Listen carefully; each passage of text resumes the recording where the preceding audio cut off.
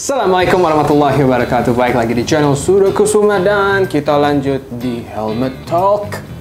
Nah, kemarin di episode yang kita ngebahas helm klasik yaitu Jitsu JR itu gue udah bilang kan bahwa gue bakal ngebahas si KYT termahal sekarang ya, yaitu KYT KX1 Race GP.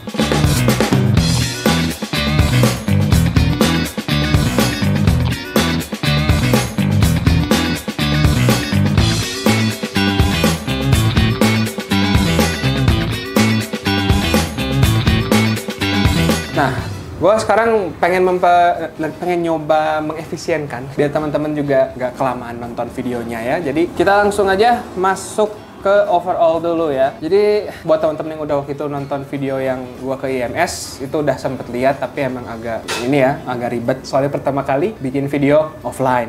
Ya langsung ke tempat, ke eventnya. Secara overview, helm ini agresif abis. Yang pasti ya, teman-teman juga pasti udah sering lihat juga ya. KYT juga nge-share, desainnya emang ini bukan cukup agresif, ini emang agresif banget. Jadi lekukan tajamnya, ya ini dari generasi awal deh ya dari kalau KYT, dari TT Course, terus kayaknya NFR dulu kalau nggak salah gitu. Terus ada NX Race, NZ Race, ini secara bahasa desainnya masih ada di helm ini. Tapi ini jauh lebih tajam ya, terutama lihat di spoilernya bagian sini. Dan posisinya kayak gini tuh emang aerodinamis banget ya. Dari desain shell. Terus untuk materinya ya, si batoknya ini dia full carbon fiber, tapi nanti kita coba lihat juga apakah emang dia full carbon fiber atau shellnya ditempel karbon. Itu nanti bisa kita lihat pas kita bongkar. Nah, jadi logikanya kalau karbon biasanya ringan, tapi untuk si KYT KX1 Race GP ini sebenarnya enggak sih. Ini untuk yang ukuran XL ya. Untuk ukuran XL itu dia bobotnya ada di kurang lebih ya 1600 atau 1650 gram alias 1,6 kilo. Kalau ditambah intercom pasti ya nambah jadi 1,7 kilo, kurang lebih 1,7 kilo. Jadi helm ini sebenarnya berat, dan misalkan teman-teman bingung kok karbon berat, ya sebenarnya kalau kita ke salah satu merek lain ya, ada full karbon dan berat itu ada Just One. Just One juga di kurang lebih 1,6 kilo. Itu untuk size L-nya tapi. Nah, kalau ini dia di 1,6 kilo di size XL. Untuk size L-nya juga sebenarnya nggak beda jauh untuk bobotnya ya. Tapi kalau nggak salah ada perbedaan 100 gram, gua agak lupa juga, nanti cek aja di daerah sini ya. Shell-nya itu dia awalnya kalau yang SRGP ya itu dia ada di 4 shell. Kalau KX1 Race GP ini dia cuman ada 3 shell-nya. Sebutlah SML, nanti kita lihat di sini ya. Nah, dan surprisingly si KX ini untuk ukuran shell size fitting L sama XL itu batoknya sama. Jadi misalkan gua pakai L-nya itu dia sama aja batoknya gitu. Jadi cuman beda di IPS sama ketebalan si busanya. Jadi ini helm bagol ya. Asli. Bagol banget, gede. Jadi ini cocok untuk yang badan-badannya ya berisi. Kalau untuk yang size di bawahnya sih ya pasti ada size kecilnya, tapi ini di pasaran belum terlalu banyak dan produksi dari KYT-nya juga ini belum terlalu banyak ya.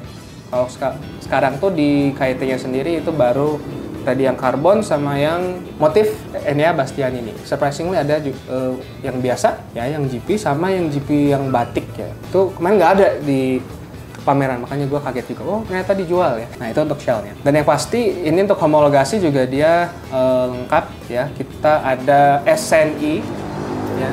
Jadi sini udah ada SNI seperti biasa, emboss dan film. Yes. Ini udah film ya gitu. Jadi kayak kalau teman-teman ambil KX ini itu udah film. Dan kalau ngecek film atau enggak itu bukan dari luar shell tapi itu dari dalam. Kayak di dalam di bagian strap sebelah kanan ya. Di sebelah kanan ini nanti pasti bakal di zoom juga ya. Oke. Di sini ada hologram si filmnya. Terus apakah dia ECE? Sebenarnya kita bisa cek juga di daerah sini. Kalau misalkan ada kode E3, ini agak susah ya. Oh, kita lihat. Nah, di sini ada kode E306 dan kawan-kawannya, ini berarti udah ECE juga. Jadi tulisan ECE film itu kalau ECE ada yang naruh juga ya di helm-helm lain.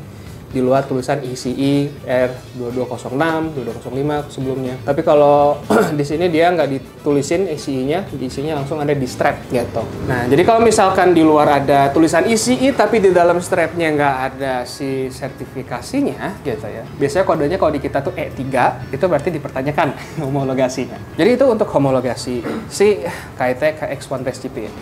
Wajar dong ya, ini helm full race. Jadi film itu sangat dibutuhkan, apalagi misalkan teman-teman mau track day dan pakai CC yang gede juga, pasti harus film ya regulasinya. Itu homologasi. Sekarang kita lanjut ke bagian, kita ke visor dulu ya. Kita ke visor dulu, baru nanti kita ke atas ke ventilasi. Nah, ini salah satu hal yang gua suka sih dari si KX1 Race GP ini. Si visornya ini sebenarnya kalau secara desain dia kurang lebih sama kayak X-Race, NZ Race, SRGP ya. Kayak jadi lukan-lukannya sama, cuman dia punya mekanisme visor lock yang baru. Yang jujur menurut gua ini satisfying banget ya, dan luar biasa strong. Nah, gua mungkin mau share sedikit, nanti ada gua tunjukin di sini seperti apa pengujiannya. Ini ada video dari Adobo Moto. Adobo Moto ini dia YouTuber permotoran lah ya, dari Amerika, dari US, dan dia tes ngebandinginnya sama Pista. Lebih kuat ini dibanding Pista. No offense everyone. Jadi si visor locknya ini emang bener-bener kuat, dan ini posisi lock sekarang. Ini kalau misalkan kita paksa angkat pun nggak bisa gitu ya. Jadi cara bukanya gimana? Kita di sini ada tulisan open dan kita ini klik. Nah, ada bunyi dek, gitu berarti udah buka. Kalau misalkan ada bunyi dek gitu ya udah kita tinggal angkat. Gitu. Angkatnya emang harus cukup pakai effort karena emang ini ratchetnya mewah ya. Nggak kedengeran murah gitu. Misalkan kita ini tuh kerasa solid banget. Beda sama SRGP. SRGP itu masih krak-krok gitu. NX Race, NZ Race masih krak-krok juga sampai ke ya nurun ke titik course ride. Ke striker juga berarti ya, paling bawah itu striker. Nah, kalau ini tuh emang kerasa premiumnya gitu. Ya. Dan yang paling gue suka lagi, dia si visor locknya full besi ya. Nggak tahu nih apakah titanium atau apa, gue kurang tahu materialnya. Tapi ini full besi dan it works really well ya. Karena kalau kita bandingin sama Pista, emang kalau Pista itu plastik si pengunci ininya. Sedangkan kalau ini dia besi ya.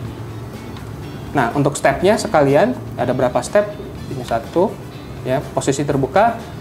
1, 2, 3, 4. Nggak, 4 sebenarnya. Dari sini, kita nggak ada pilihan ada pilihan micro opening tapi nggak begitu ketara. Jadi kalau kita tutup dari sini, dia langsung turun ke bawah. Tapi ini nggak langsung lock, ya, nggak langsung lock. Jadi biasanya harus kita gituin dulu. Ternyata langsung lock. Oke. Jadi strateginya misalkan mau ada micro opening, kita pencet si opennya. Ini udah belum sih? Nggak kedengeran ya? Coba kita tahan dulu. Nah, ini posisi micro opening kayak gini. Kalau kunci ada bunyi klak. Nah, harus pakai tenaga ya, tak gitu. Kalau micro opening tinggal ditekan, emang agak keras. Ini udah ada micro opening kecil banget ya. Itu. Nah, terus di sini dia udah bisa pin lock, dan pas beli helm ini kita langsung ada pin lock yang Max Vision ya. Jujur gue lupa pin lock berapa. Nanti lihat di sini aja si jenis pin locknya. Terus di sini udah ada tear of pause juga. Ya, keharusan buat helm balap. Nah, dan sekarang kita lihat di sini visornya juga pasti ya udah homologated. Di sini ada kodenya. Ini homologatednya dari ECE ini, E3, terus ada kode sertifikasinya. Nah, tapi ini emang dari stiker ya, dan bisa menghilang kalau kita cabut. Lanjut kita ke bagian ratchet. Ratchetnya gue suka banget. Mewah, bahannya besi, durable harusnya ya, dan pasti stainless ya. Karena ya pemakaian kayak gini kan biasanya mungkin ada kemungkinan besar kena air gitu ya dari samping, tapi sejauh ini sih nggak pernah ada ya. Walaupun memang nah di atas ini nanti mungkin harus di-adjust ya, tapi waktu itu sempat dites dan pas dipakai hujan itu emang suka ada air masuk dikit gitu ya. Tapi ini bukan masalah, bisa dibilang bukan masalah si ininya, bukan problem si helmnya sebenarnya, tapi lebih ke kurang disetting aja, kurang dimundurin ke belakang. Kalau dimundurin ke belakang harusnya sih nggak masalah ya. Jadi si talang ini bisa bekerja dengan baik. Tapi ya talangnya bekerja dengan baik sih. Cuman mungkin waktu itu pas visornya dibuka, ada air masuk, jadi kelihatan di dalam tuh ada kayak track air ngucur gitu. Baik lagi ke si ratchet. Nah, si ratchetnya ini dia sederhana dan jauh lebih compact dibandingin sama NX Race, NZ Race, sama SRGP. SRGP tuh ngeselin banget, kayak gue kesel lah gitu. Kuku hampir patah gitu. Nah, kalau si KX ini dia pada dasarnya kita tinggal tarik nih, ada tulisan open di sini ya. Terus kita tarik. Nah, dia tuh langsung keluar tuh, langsung keluar ya. Kalau kita masuknya tinggal gitu. Mantep banget suaranya, satisfying ya. Nah, jadi metodenya sih sama kayak NX Race, NZ Race gitu ya. Sampai TT Course dan Striker sekalipun. Cuman ya bedanya dia ini full besi ya, stainless steel dia. Gitu. Gua nggak akan copot, mager nanti aja.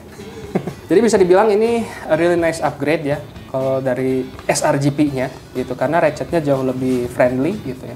Nariknya juga nggak harus pakai kuku, tapi kita bisa ya full pakai ujung jempol kita buat narik si tuasnya. Alright. Nah, terus gimana dengan bagian ventilasi depan? Nah, tadi kan udah gue bilang bahwa untuk micro opening itu dia nggak terlalu gede, tapi itu benar-benar kebantu sama si mouth fan ya, yang cukup gede di sini, dan dimana mekanisme buka tutupnya dia ada di belakang ya. Jadi ini sama persis kayak si SRGP dan AGV ya. Buka tutupnya di dalam, jadi kita harus gini. Nah, dari situ dia nyembur udara tuh ke sini ya. Dan menariknya di SRGP dan di yang nurun ke KX ini adalah si bagian belakang ini ada air filter. Jadi si air filter itu dia fungsinya ngefilter udara, dan bahannya itu ya dia kayak busa, bukan busa akuarium ya, pokoknya ya, semacam busa gitu ya untuk ngefilter udaranya. Jadi misalkan teman-teman mau pakai helm ini dan pengen lebih adem, ini ada tutup air filter di belakang sini, itu dicabut aja. Jadi si udaranya nggak full ke atas, tapi dia bisa masuk juga secara penuh ke si mulut gitu. Jadi kebagi lah distribusi udaranya. Terus gimana kalau misalkan dipakai pas hujan? Apakah si visor ini bakal ngembun atau enggak? Well, kalau misalkan kita lagi posisi diem, apalagi macet gitu ya, dan hujan atau udara dingin gitu, si visor pasti bakal ngembun, wajar. Nah, tapi begitu jalan, si visor nggak perlahan sih, ya cukup cepat lah, nggak nyampe 5 detik itu udah mulai hilang. Tapi nggak langsung hilang beb sepenuhnya, kayak dia bertahap set. Dan yang pasti dia vision kita itu benar-benar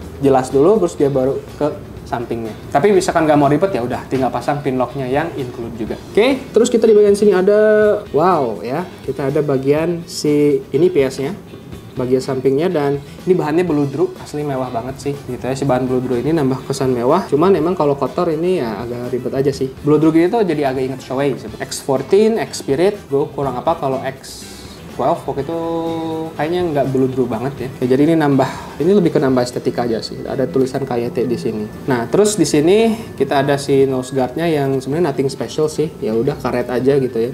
Cuman bentuknya nggak kayak SRGP, ini agak beda.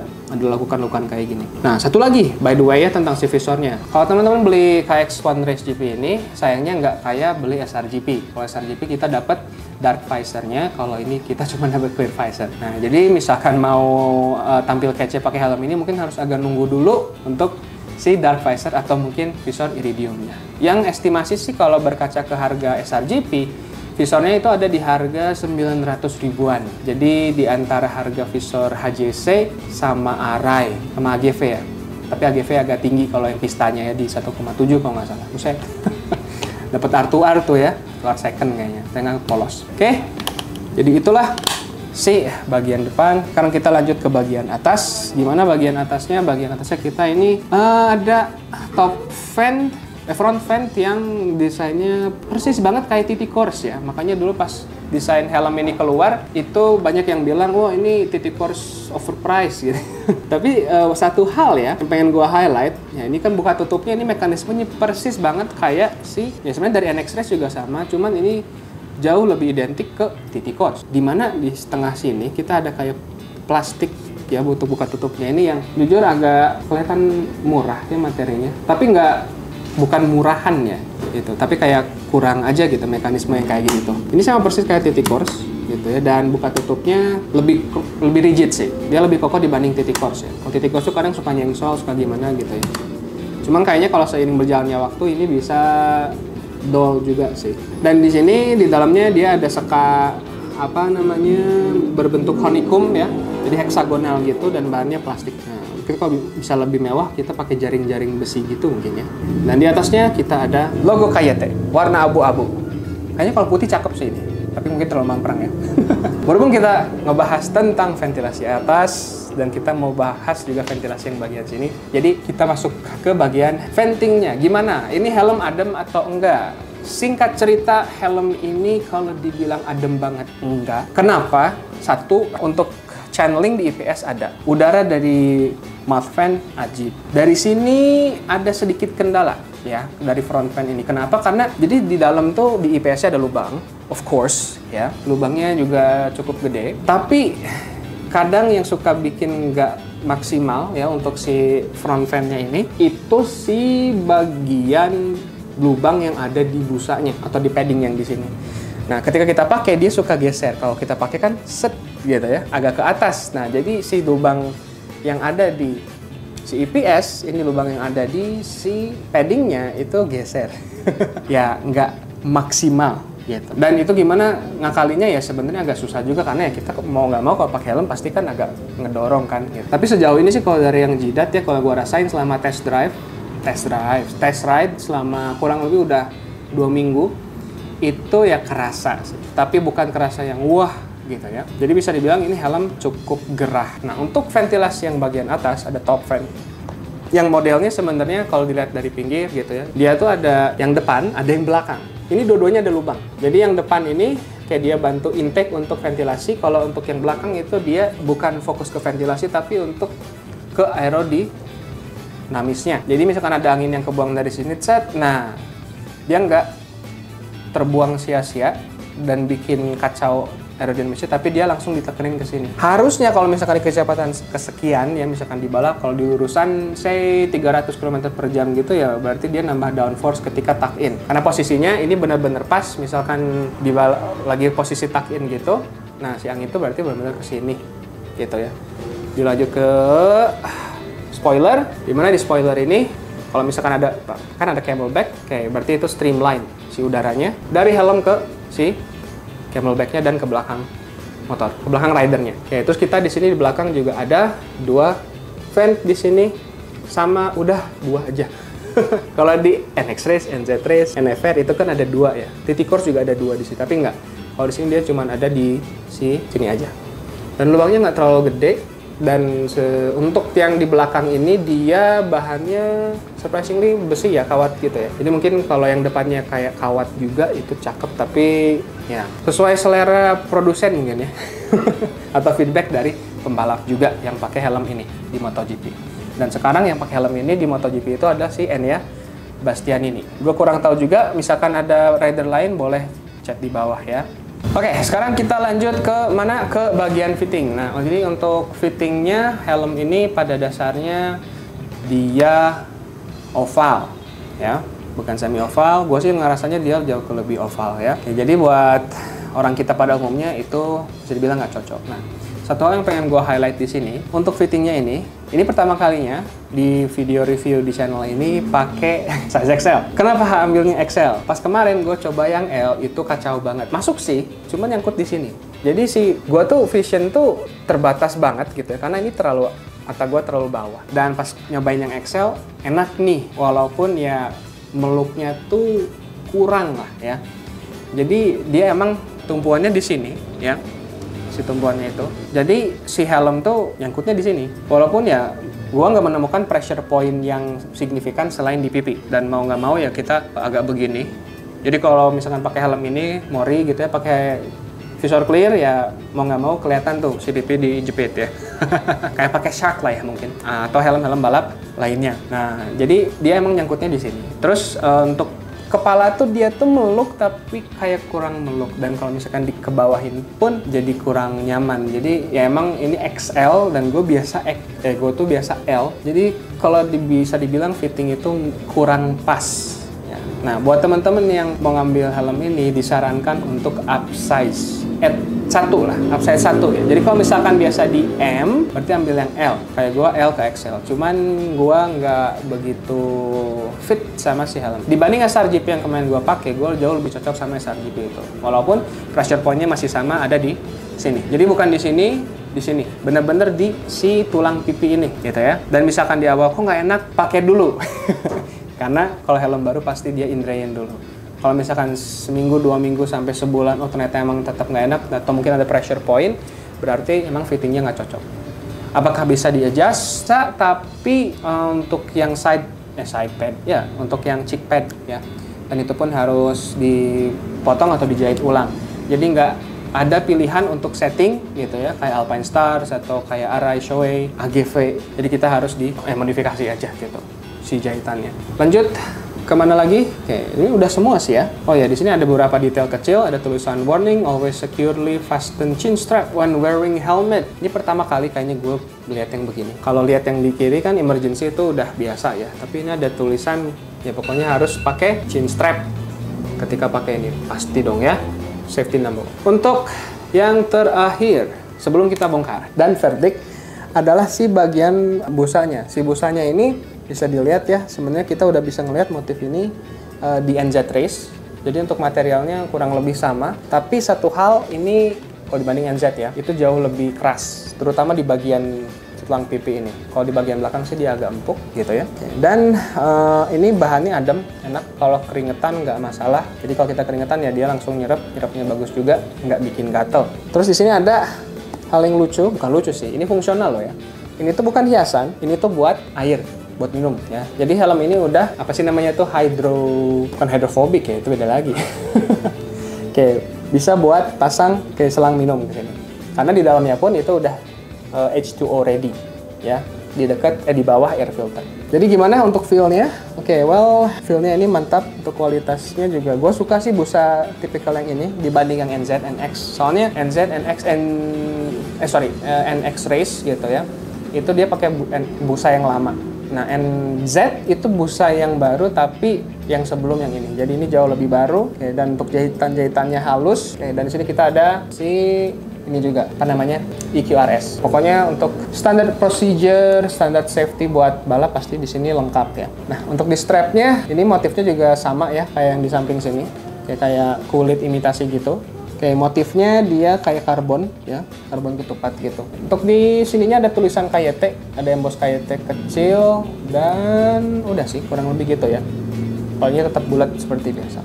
Nah, sekarang kita lanjut dan kita coba cek IPS-nya seperti apa. Kita ke dalam sekarang. Oke, sekarang kita ke bagian dalam dan kita langsung copot. Ini nyopotnya gimana? Ya standar. Tapi di sini emang ada velcro ya dia ya untuk nyangkutinnya. Untuk bagian atas dia pakai velcro. Dan gue jujur paling suka nih kalau yang kayak gini ya, jadi nggak harus masukin ke situ, tinggal gini aja. Belakang ada 1. Oke, jadi total di sini kita ada 2 pin ya, 2 pin di sini, terus ada di atasnya dia pakai velcro size XL. Dan ini untuk pull ininya ya, emergency-nya.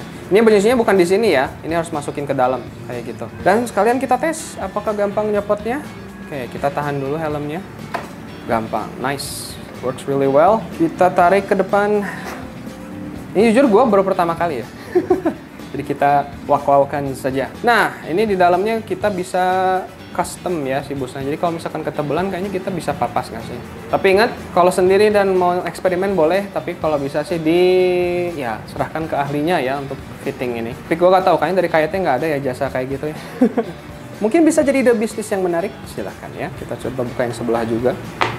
Manfaatkan EQRS. Jadi ingat yang NFR ya. Ups. Dan kita tarik ini dulu ya, jangan langsung tarik ke depan nanti patah. Nggak akan patah ini. Rigid. Oh iya, satu lagi. Ini belakangnya ada velcro ya. Jadi kita tak ada acuan nih kalau udah nempel, udah posisinya udah bener atau enggak. Ini ada si filmnya, bisa dilihat. Agak mojok emang ya. Nah, jadi kalau misalkan film pasti ada di sini. Terus isinya di mana? Isi itu yang di sini nih. Nah, ini isi E3 bla bla bla bla bla bla. Itu nanti ada kodenya ya. Terus kita lihat sisanya. Ini belakangnya untuk ngelepasnya kita tinggal tarik seperti biasa. Tapi agak keras karena ini baru dibuka. Lucu. Terpisah ya. Berarti kalau ini hilang bahaya dong. Biasanya kan ini nyambung ya. Kalau kayak NX-Race, NZ-Race itu nyambung. Ternyata dia terpisah, beda sendiri. Menarik. Oh, berarti tapi enak juga ya. Ini bisa cuci sendiri dia. Terpisah maksudnya nyucinya ya. Dan kita buka. Oh, kencang juga. Wah, ini adjustable guys. Bisa digeser ya. Untuk si bagian ininya. Wah, satisfying asli. Jahitannya rapi. Ini juga kayaknya bisa sedikit dimodifikasi. Ini bisa digeser ya. Tapi dia cuman posisi gini aja. Dua posisi ya, kanan atau kiri. Just in case misalkan ada pressure point di situ. Di sini ada tulisan Made in our lovely homeland, lovely ya. Made in Indonesia. Jadi ini bukan buatan Italia, ini buatan Indonesia teman-teman. Dan kita cek di sini. Nah, ini mungkin salah satu poin ya. Oke, jadi di balik sini. Aduh emang kenceng ya. Harus pakai tenaga. Ngeri-ngeri sedap. Nah, ini yang dibahas nih. Tuh. Jadi si ventilasi itu, dia udaranya ke sini dari ventilasi. Kalau misalkan kita pakai tuh dia suka ketutup. Jadi kan idealnya kan kebuka semua ya, tapi ini akhirnya nggak bisa. Dan ini ketutup lagi sama fabric. Ini lumayan loh, udara nembus kayak gini tuh butuh effort. Oke, jadi ya itu makanya nggak begitu kerasa. Ada tapi cuman sedikit karena kegeser ini. Gitu. Dan ini busanya asli, ini tebal, kualitasnya bagus juga. Terus ada motif kayak honeycomb gitu ya, heksagonal, yang bikin helm ini mewah. Nice. Oops. Dan kita lihat untuk channelingnya bisa dilihat di situ ya. Mungkin nanti diedit bisa diterangin.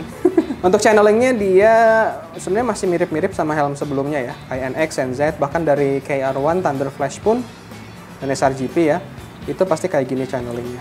Jadi ada channeling tengah 3, ini yang dari top fan, lubangnya nggak begitu gede.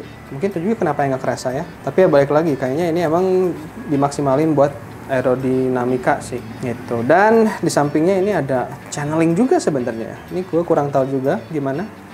Mungkin kalau yang paham boleh sedikit dijelaskan di komentar ya. Dan IPS-nya, jujur ya, ini IPS-nya ditutupin fabric loh. Untuk yang di ini ya, untuk yang di samping ini ditutupin fabric. Kayak kalau yang belakang ini ditutupin fabric cuman sampai sini. Nah, dan kita di situ ada tulisan apa tuh?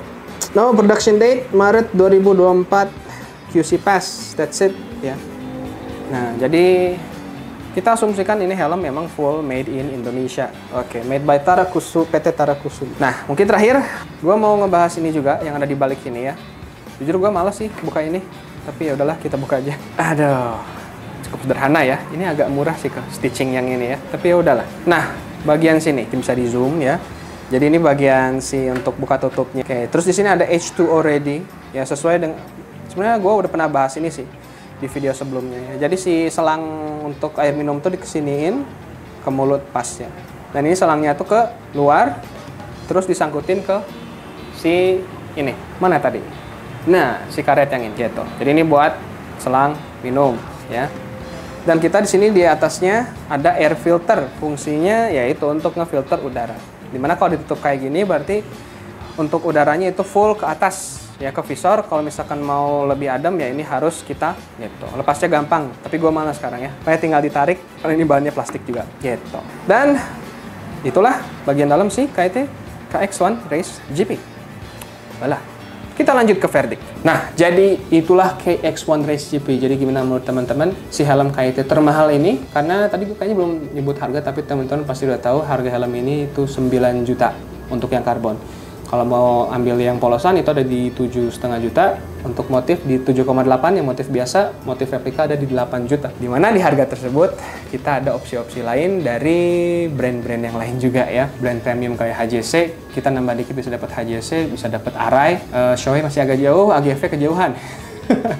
Jadi gue sih jujur kalau dikasih pilihan AGV Toy ini mending KIT sih sebenarnya ya. Nah, cintalah produk-produk Indonesia, walaupun di developnya di Italia. Oke, jadi untuk si KX1 Race GP ini bisa dibilang ada progress, ada upgrade ya dibanding SRGP, tapi ada downgrade-nya juga. Oke, untuk si upgrade-nya adalah bagian ratchet, visor lock yang jauh lebih gampang dan lebih kuat dibandingkan yang sebelumnya. Terus di busanya ya, busanya itu enak banget. Udah kayaknya itu aja sih. Oh, sama aerodinamisnya. Downgrade-nya itu ada di mungkin di ventilasi ya, ventingnya itu masih nggak kerasa maksimal. Walaupun mungkin ya ini emang diutamakannya bukan cuma ke ventilasi tapi lebih ke aerodinamikanya. Karena emang secara data yang ditunjukkan sama Suomi sama KYT dan Suomi ini, emang helm ini tuh sangat aerodinamis. Tapi efek itu bakal benar-benar kerasa kalau di kecepatan tertentu, terutama ya di high speed ya. Karena didesain untuk balap. So, gue jujur bisa dibilang harga segini ini it's a great option ya. Kayak buat teman-teman yang ya udah bosan mungkin ya sama Arai, Shoei, terus yang udah baik di pasaran juga gitu. Nah, ini masih belum baik di pasaran, jadi mungkin bisa jadi opsi yang baik juga. Tapi alangkah baiknya coba ke toko dulu kalau ada toko yang bisa dijangkau. Mungkin kalau di Jakarta bisa langsung ke si Jakarta Helmet Gallery ya dan coba dulu helmnya di fitting dulu. Soalnya fitting is number one ya. Jangan sampai beli, oh ternyata fittingnya nggak nyaman gitu. Kalau bisa sih sekali beli, fittingnya pas dan kita puas. Oke, right. Sekian untuk episode kali ini dan untuk selanjutnya kita bakal bahas lebih detail tentang si KYT KX1 Race GP ini. Tapi sebelum itu kita bakal bahas Alpine Stars SuperTech R10. So, see you on the next episode and ciao.